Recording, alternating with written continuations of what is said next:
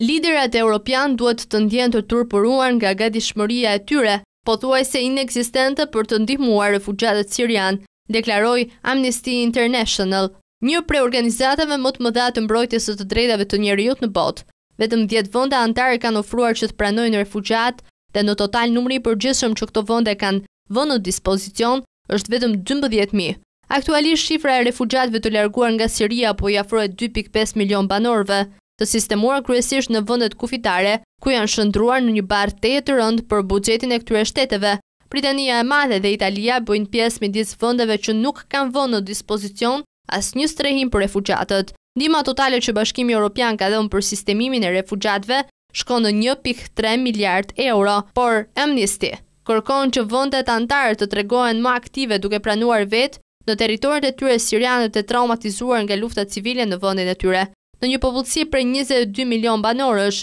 pas nisjes së konfliktit të mars 2011, kanë humbur jetën rreth 120.000 persona, kanë braktisur Sirinë rreth 2.5 milion shtetas, ndërsa konsiderohen refugjat brenda vendit pas braktisjes së shtëpive të tyre të shkatërruara apo të ndodhura në zona luftimi, edhe 6.5 milion sirian të tjerë. Aktualisht numërohen 838.000 sirian në Liban, 567.000 në Jordani, 540.000 në Turqi, 207.000 në Irak, 129.000 në Egjipt dhe disa dhjetra mijëra në vende të tjera.